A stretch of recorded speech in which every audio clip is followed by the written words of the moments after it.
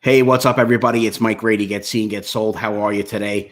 This beautiful Wednesday afternoon. It's 1 p.m. As promised, we're here today. Today, my guest is going to be Chris Brown from Remax Connection and Connection Title. So Chris is going to enlighten us on what's going on in the current market for both title and for real estate in regards to COVID-19. And Chris is well versed in this. He's talking up and down the state to different officials and everything else. So let me bring Chris in here and say, "Hey, Chris, how are you?" Good, Mike. How are you doing? Great. Thanks for taking the time out. I know you're a busy man with everything we have going on today, but thanks for the time to come out and speak to us. No, I'm glad to be here with you and get as much information as possible out to people, so they are aware of what we're doing in our industry to, one, keep deals together, to get deals closed, and two, to keep everybody safe. I mean, first keep everybody safe and then close deals as well. I'm glad to be here on the Get Seen, Get Sold show. Thank you. So, Chris, let everybody know who you are and exactly what it is that you do. So I am a title officer. I've been a title officer since 1988. My companies have closed over 40,000 transactions. During the last 20 years, I've also been a legislator. I was, I represent the 8th Legislative District. I was on the Budget Committee for the state. I was a freeholder before that, and I was a deputy director of Burlington County. And then before that, I was the deputy mayor of Marlton. And through those courses, that time period, I've been very lucky to meet a lot of different and interesting people, a lot of influential people, people who are now in government, who are doing things the best that they can to keep the ship, going forward. So I've been tapping into a lot of those contacts to talk about our industry, the real estate industry, the title industry, and what we need to keep moving forward. Our industry is huge for local markets. When somebody buys a house in the state of New Jersey, that spinoff on average is about $20,000 local dollars being injected into that local market.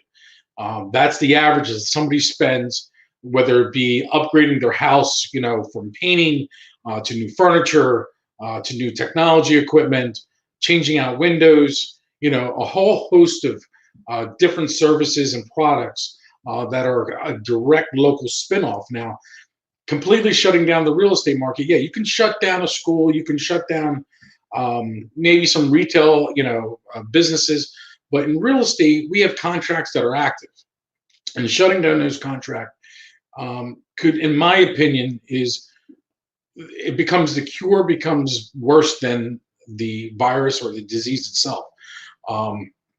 So we've come together as an industry.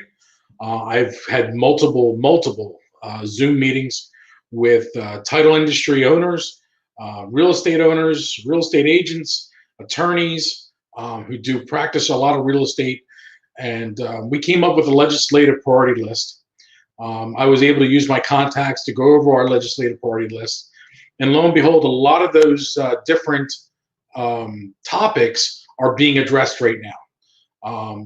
The first thing was, closings, and I started doing videos on the continuity of closings during this time.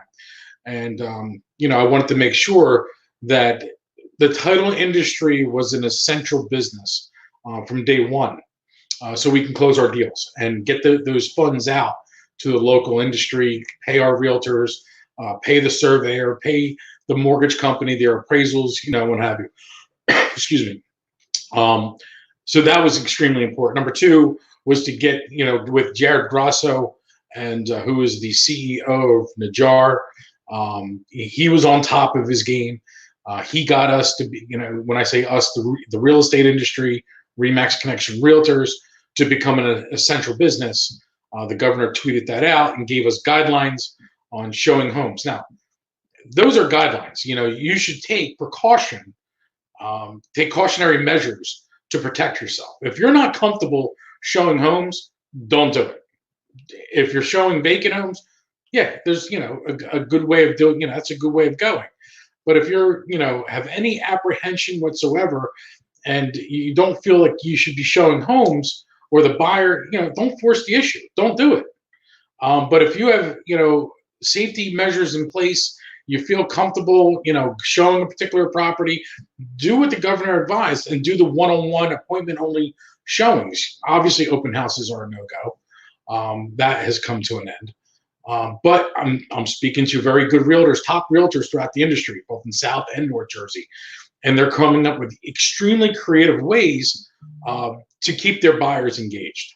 And those fall from doing FaceTime walkthroughs, virtual tours that are way more detailed than just your advertising tour. You're working with inspectors, home inspectors that have the capability of doing a video inspection, doing a lot of drone, inspections of the property from the exterior. These are all different methods being used by very creative people that are working hard for their buyers and their sellers to keep deals together. Because keeping the deal together is not just for the buyer, but it's for, it's a great benefit for the local economy. It's an amazing time that we're in. I mean, it's sad everything that's happening, but I'm also, I have a degree in political science, and that kicks in, and I'm seeing how, the world is coming together. I mean, if you look back in World War II, you had in America, you had the Allies all working together for a common cause. This is our generation's World War II. This is our time to mobilize, to come together, to fight a common cause.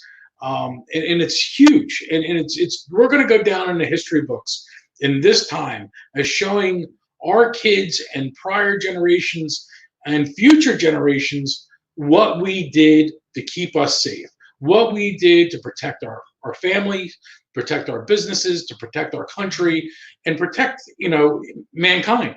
And that's what we're engaged in right now. And it's this time of peril is sad and what's taken place, but it's also a time that you're seeing amazing people. You've never heard of Dr. Fauci before. I mean, this guy is amazing, and how aggressive he is in his message and the advice that he's given to the American public. I mean, all of these amazing people that have always worked in the backgrounds to protect us are now our heroes. These are our heroes. You hear about the Admiral, the National Guard, the USS Comfort pulling into New York Harbor. You're seeing all these corporations come together, put aside, their standard product to build ventilators. You have pillow guys putting away their, manufacturing of pillows to create masks for our healthcare workers. I mean, how long has it been? There was a time when our doctors were considered our heroes. Now they're back again. These are our heroes, our nurses, our healthcare workers, our technicians. I'm excited because I'm seeing an America that I haven't seen in a long time, and I'm feeling the patriotism of everybody coming together and fighting this thing and doing their part. And your part is, I have people in my company, 90% of our people are working from home, but none of our production has dropped. They're working later and harder now than they did when in the office, because of the fact that they feel that they need to get this done because out of patriotism and keeping their economy going, keeping the deals together, and they understand that every deal is so important, and they're doing it because not just because of their jobs, but because they feel that they're helping people. And that is what I'm seeing across the board. I'm seeing it from our realtors. I'm seeing it from appraisers. I'm seeing it from home inspectors. I'm seeing it from mortgage guys. I'm seeing it from closers. People are doing the closings and going above and beyond to keep safe and to get the closings done, and do it in a manner that not only protects the health of the clients and themselves, but also is protecting the deal and doing things right. We're not cutting corners. We're making things happen and following the rules, and we're doing it out of community service. And it's a good feeling. It's a really good feeling. I wish we weren't going through this. I wish we weren't, but we are. And we're facing this issue and we're tackling it together. So that's, I'm sorry to be so energetic about it, but I've had other conversations and other Zoom meetings and whatnot, and that's how I feel. I want our kids to look up to us and say, wow, my parents did this during this time and they got us through it. And I want them to be proud of us. Sure. We've become innovators and problem solvers. Absolutely. 100%. Very quickly. 100%. You know, so I know our office, we leverage a lot of technology. We use, we use Zoom meetings. We use Dotloop. So thank God for Dotloop, right? Yeah, thank God for Dotloop. So when we're closing our deal, so I had a deal a couple of weeks ago that closed right in the middle when this started hanging out, when it all started unfolding, and we were down in Cape May. We actually all had to sit in our cars, and we were brought in one at a time, and we kept a distance of the length of the conference room table with the closer to get all our paperwork signed and everything else. Mm-hmm. How is Connection Title managing the document process between sellers and buyers and the banks right now? Everything's getting done before the closing. For instance, sellers' documents are being pre-signed. Now that remote online notary is acceptable, we're doing it through remote online notary. So the customer actually gets an email of their documents on the seller side. They print all their documents. They sign their documents. The Zoom contact is going on between the notary and the individual. They're signing the documents. They're overnighting the documents to us or dropping them off. And we're then notarizing the documents. They don't have to go anywhere if they use, Now the next level to get to is to get all the county clerks on board, and I'm going to test this out soon, is to use DocuSign to have these documents done, and then have the video go, make a recording of the video conference between the notary and the signer, and to keep that recording for 10 years, verify that they are the actual person, by bringing in the realtor that represents them into the conversation, into the Zoom meeting. They do their DocuSign, and then they submit the DocuSign back, and then we shoot off the electronic documents after closing to the county clerk. Now, I'm going to do both because I want to test the county clerks out. I want to see if they're going to accept my electronic DocuSign. And if not, then I'll have the wet signatures as a backup. But listen, every day is changing, right? So I'm doing new things every day to make things better. Now, on the purchase side, the buyer is only one come to closing. And we're doing it in secured measures. They're allowed to come into the building. The closer has a mask and gloves. They, keep 6 feet apart. They pass the documents on. They already have it pre-notarized. Customer then signs their documents, and as quickly as possible, they leave the building. The location is then cleaned up, wiped down, aerosoled, and disinfected. And so we were able to do 16 closings in our Somerville office between Thursday and Friday of last week, and knocked out by doing it that way. We also keep our staff, the ones that are working locally, and there's not a lot of them, most of them are at home, but the ones that are working still in the office, they have their own offices. So their doors are closed. They're not coming in contact with anybody else, and they're in a secured area. If they want to have a mask, they certainly can have a mask. They have gloves available. So that's how we're handling the safety aspect of the closing as well. Right. So basically, it's in a sense, it's business in a different way, but it's business as usual. You're still offering the same type of title protection, the same type of services. It's just how we're going about it to get it done. Well, on the title side, what's changed is, so board dates are lagging. A board date is where the county is in their updating of the record. So, if you close on March 31st, the board date in Burlington County could be March 4th. So there's a gap there, right? So what we did was we filed notice of settlements. Notice of settlement has an effective date of 60 days. That 60 days allows our documents to be in a first lien position if another document should come in to hinder that from happening.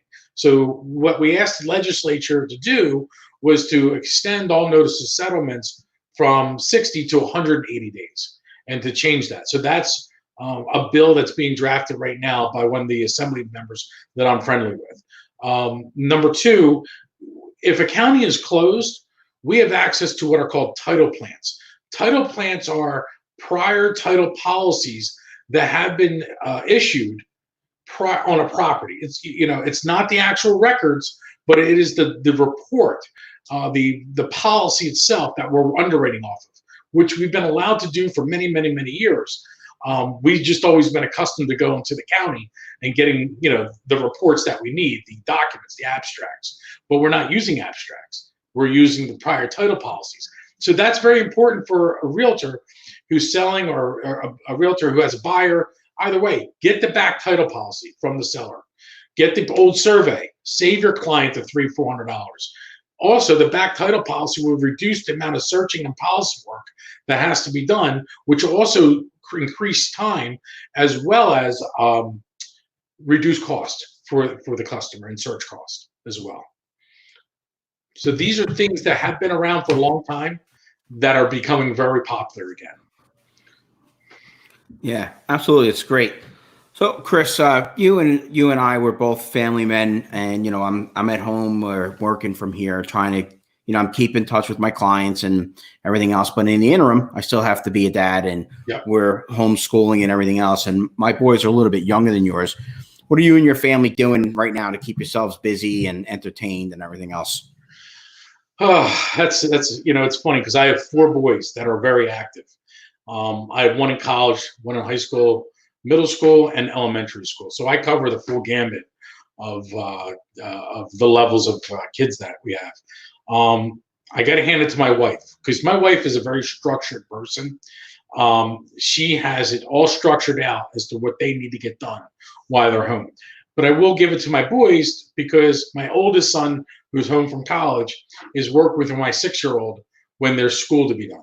He's, you know, making sure my 6-year-old, who loves to play around as much as any 6-year-old, and keeping him in, you know, focused on his schoolwork.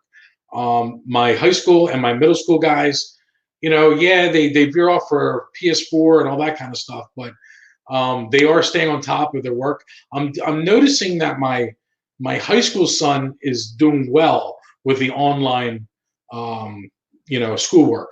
My middle school guy, who's an A student, who's top of the line A student, is actually having a difficult time. He doesn't like it.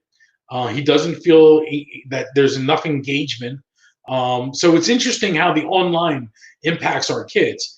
My 6-year-old, you don't know. he's like happy-go-lucky. So, but he's getting through what he has to get through, and we read to him every night. He reads to us every night. So, you know, my wife, to her credit, is doing a fantastic job keeping him motivated for educational purposes. No, it's great. I mean, my boys are from high school down to kindergarten. You know, yeah. So basically, I mean, it's the same as us here. It's, you know, consistency. We're trying to follow a plan and keep it going. And you know what? And that's also good advice for what we all do in our businesses. Me as a realtor, you know, you as a, you know, running a couple different companies, Remax Connection Title. It's putting your processes in place, following through, and just adapting and growing and moving on. You know, Chris and I briefly talked about before we got on, you know, I had a client that was at a certain price point. They were ready to make a purchase. They called me today, and, you know, out of concern of where we're at today, they're going to be a little bit more conservative, and they're going to back off their shopping approach several months and get back to me. You know, and Chris and I had discussed, the thing to do is it's not a client that's lost. It's a client that we just will keep in touch with. We'll you know, follow up with them, and we'll just be consistent about what we do in our business at all times. Update them, let them know what's going on, market trends and everything else. Yes. I think that's probably the biggest key to a lot of it. You know, I've seen realtors that are, you know, they're talking about updating their databases, looking at the amount of touches that they're doing with their clients, and, you know, not a physical touch, a virtual touch. But just, you know, keep running your business and forge forward. Yeah. So, Chris, thank you for coming on today. I really appreciate it. Mike, I appreciate you having me, man. You're doing a great job with this. You've always been ahead with all of your technology and the way you present your properties.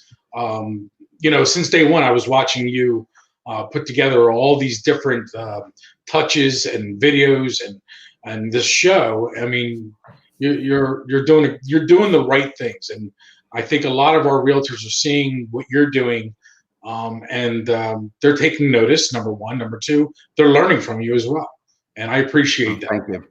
Yeah, I love it. I love what we're doing. I love the business. I love the environment that Remax Connection fosters. Thanks, man. I love the executive leadership team that I deal with. You guys are all phenomenal, great to talk to, and it's you're reachable. Which is fantastic. Always. And it makes me feel good. And look, it's not a pitch for other realtors. Hey, Remax Connection is a place. It's just my personal opinion, how I feel about it, and how I'm very happy to be where I'm at. And we love having you, Nick, because you've been an inspiration to all of us, though. Well, thank you. All right, Chris, thanks for coming on, and we will talk to you real soon. All right, brother. Have a good day. Talk to you soon. You got it. Thanks. Well, everybody, that was Chris Brown with Remax Connection and Connection Title of New Jersey.